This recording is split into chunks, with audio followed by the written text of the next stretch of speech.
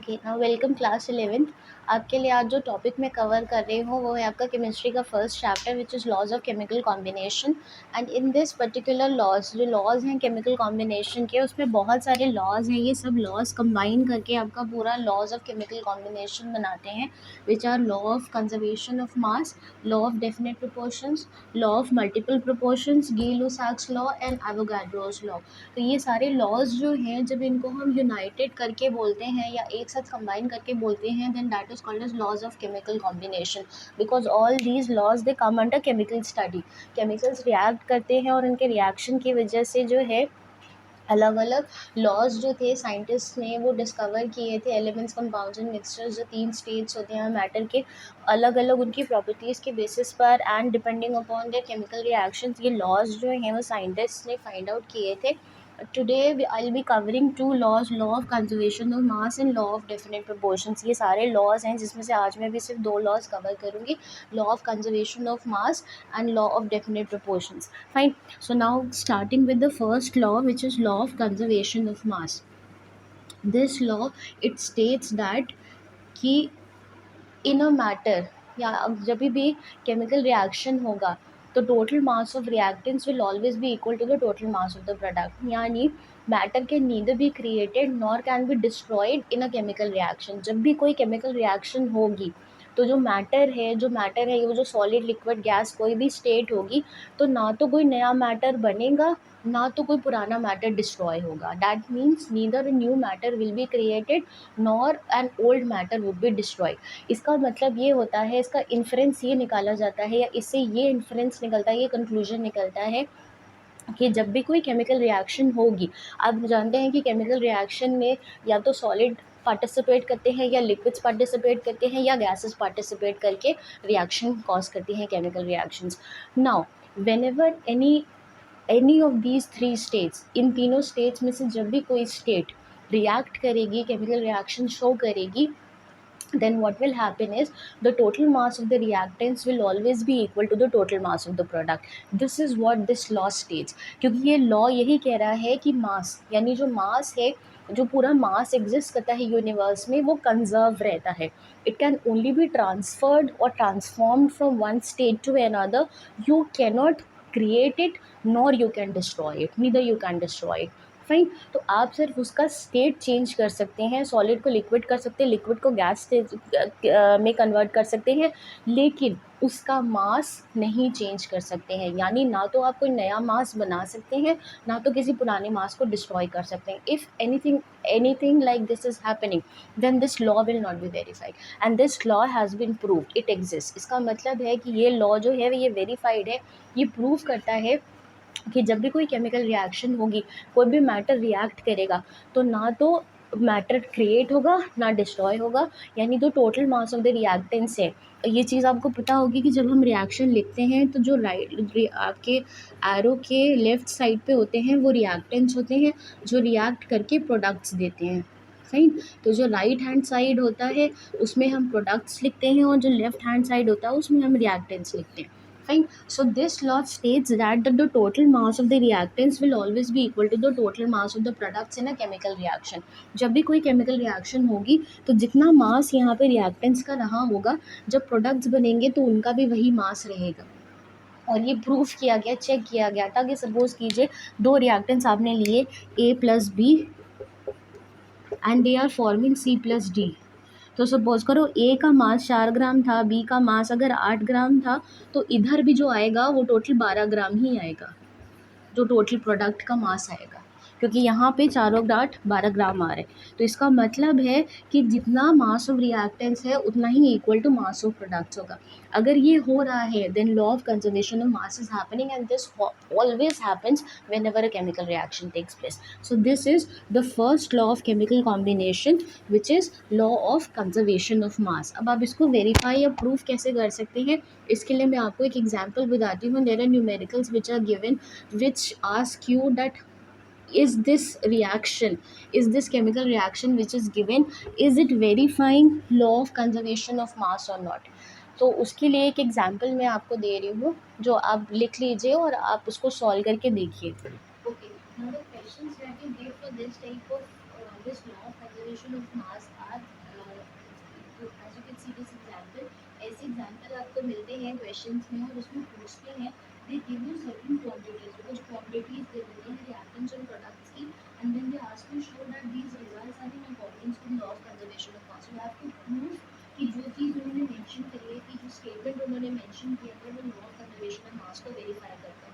अब आप इसमें ध्यान से देखिए तो सबसे पहले तो आपको so that these values are in accordance with the law of conservation of mass। अब आप ध्यान से देखिए तो पहले सबसे पहले इसमें आपको रिएक्शन लिखनी पड़ेगी, you have to write the chemical reaction, तभी आप सही रिजल्ट उसमें से निकाल पाएंगे।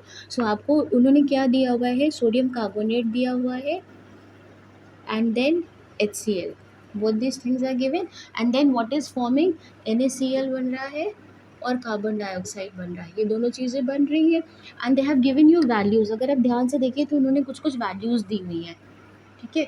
Now what are the values, 4 gram, ये 4 ग्राम है, ठीक है। 10 ग्राम HCl के साथ रिएक्ट कर रहा है, और जब प्रोडक्ट बना रहा है तो कितना बन रहा है, 2.5 gram of carbon dioxide, 2.5 gram of carbon dioxide and 11.5 gram of NaCl, ये बन रहा है। And then they are asking you कि क्या जो रिजल्ट्स आए हैं, जो ये रिजल्ट्स आए हैं केमिकल रिएक्शन के होने के बाद, जो एक्चुअली एक्सपेरिमेंटली परफॉर्म किया गया है, ये हाइपोथेटिकल नहीं है, are these results in accordance with law of conservation of mass, क्या ये results law of conservation of mass को वेरीफाई कर रहे हैं। तो आपको क्या करना है, you just have to add the sum which is coming on the reactant side, क्योंकि law of conservation of mass क्या कहता है कि जो मास ऑफ रिएक्टेंट्स है that should be equal to the mass of the products. और mass of reactants कैसे मिलेगा, जब आप इन दोनों को प्लस कर देंगे। तो रिएक्टेंट्स का टोटल मास कितना है, रिएक्टेंट्स का टोटल मास आ रहा है 10 + 4 that is 14 gram total mass अगर मैं बात करूँ। और जब हम प्रोडक्ट्स के साइड पे जाते हैं तो जब हम दोनों के मास को प्लस करेंगे, कार्बन डाइऑक्साइड और NaCl, तो 11.5 एंड 2.5 वो भी 14 ग्राम आ रहा है, करके देखिए 11.5 एंड 2.5 इज़ 14 ग्राम, ठीक है।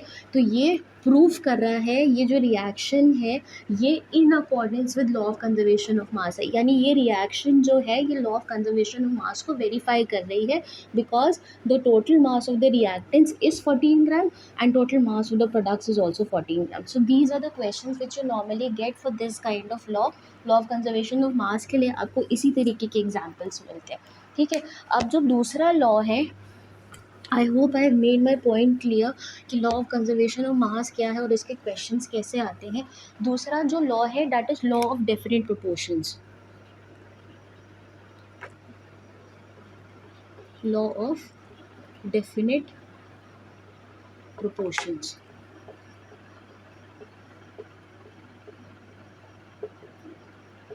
Fine, now how is this law different from law of conservation of mass. Law of conservation of mass ये बोलता है कि the total mass of the reactant should be equal to the total mass of the products. Law of definite proportions ये बोलता है कि जब दो एलिमेंट्स कंबाइन करके कंपाउंड बना रहे हैं, when two elements are combining together, I hope class 11 तक आकर आपको एलिमेंट्स कंपाउंड्स मिक्सचर्स में फ़र्क समझ में आ गया होगा। अगर दो एलिमेंट्स मिल के कंबाइन करके कंपाउंड्स बना रहे हैं, तो जिस रेशियो में वो कंबाइन हो रहे हैं वो हमेशा मास का रेशियो होगा। मतलब when two elements are combining together to form a compound, they always do so in the ratio of their masses। मतलब अपने एटॉमिक मास और एटॉमिक नंबर ये दोनों फ़र्क होते हैं। Atomic mass is the atomic number is very very small, it is normally, जब मैं अभी आगे पढ़ाऊँगी आपको इसी चैप्टर में आ गया तो एटॉमिक नंबर और एटॉमिक मास में डिफरेंस समझाऊँगी।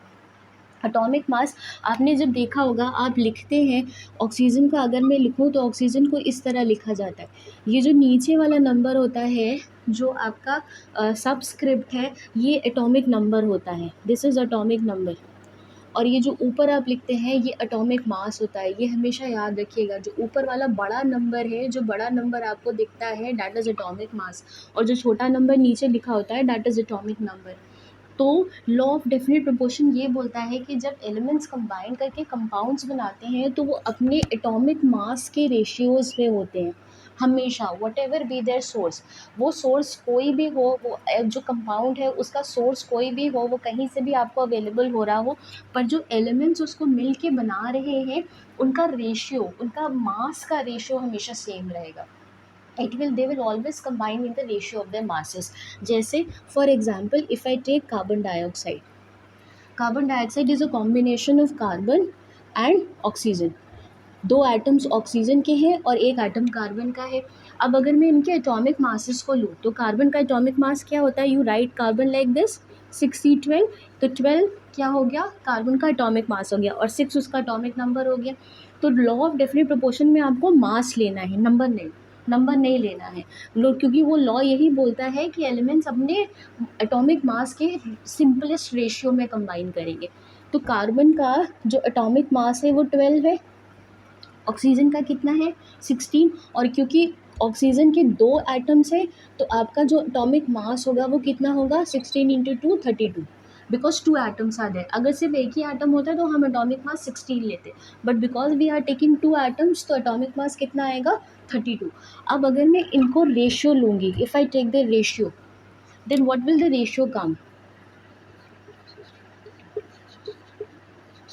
3:8.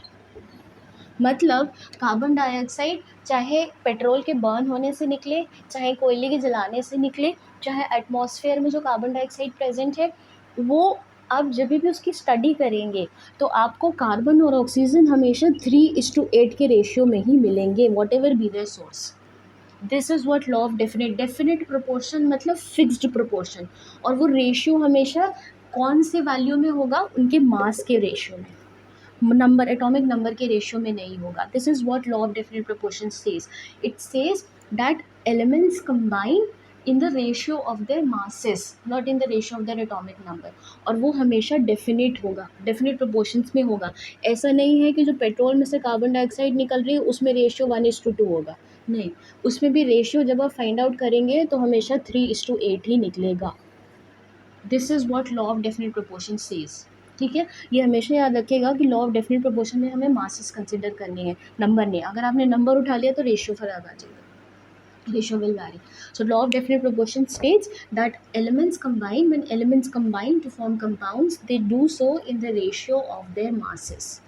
Fine. So these are two laws जो अभी इनिशियल लॉज है, law of conservation of mass and law of definite proportions. I hope I have made my point clear. अगर confusion है या कुछ समझ में नहीं आ रहा है तो please do right in the comment section में, एक बार फिर से ये लॉज विद एग्जाम्पल्स आपको समझा दूँगी. Thank you class 11.